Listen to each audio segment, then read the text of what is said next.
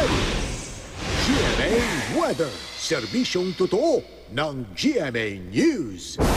Nagpolan sa Metro Manila at ilang bahagi ng Luzon ang hanging habagat na hinahatak ng Bagyong Jose.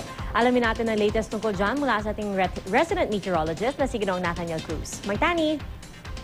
Pia, bahagyangang humina ang dalang hangin ng Bagyong Jose pero nananatili pa rin itong isang malakas na bagyo o typhoon.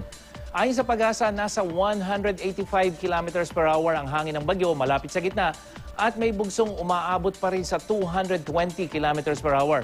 Huling namataan ang mata nito 880 kilometers dyan sa may silangan timog silangan ng east-southeast ng Apari, Cagayan. Bahagyang bumilis ang kilos nito sa 15 kilometers per hour at bahagi nagbago yung direksyon pahilagang kanluran. Pero hindi po nagbago yung forecast track para sa bagyo at hindi pa nito nakikita na tatama sa alinmang panig ng ating bansa. Malaki ang Typhoon Jose at napakalakas nito at kaya po nahahatak nito ang hanging habagat na siya namang nagpapaulan sa malaking bahagi ng Luzon. At base sa datos ng The Weather Company, magpapatuloy ang pagulan dyan sa may western section ng Luzon, Ilocos Region, yung mga probinsya ng Zambales, Bataan, hanggang dyan sa may Calabarzon ngayong hapon. At uulanin din ang eastern section ng Visayas at iba pang bahagi ng Mindanao. At sa Metro Manila, mamayang gabi, asahan pa rin ang mga pag-ulan.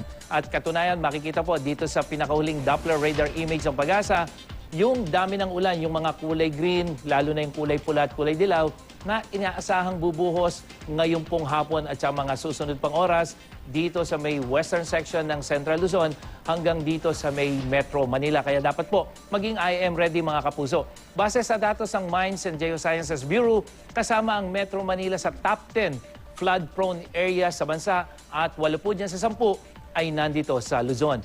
7 naman sa 10 pinaka-landslide-prone provinces sa bansa ang nasa Luzon din at karamihan dyan ay nasa kanlurang bahagi na kasalukuyang naapektuhan ng hanging habagat. At dahil din sa habagat, posibleng umabot sa higit 4 na metro ang taas ng alon dyan sa northern and western seaboards ng Luzon at maging sa eastern seaboards of central and southern Luzon. Kaya mga kapuso, delikadong pumalaw dyan yung mga gumagamit ng maliliit na sasakyang pandagat. At yan ang latest mula sa GMA Weather. Ako po si Nathaniel Cruz. Magplano para sigurado. I am ready. Serbisyong totoo ng GMA News. Maraming salamat, Mang Tani.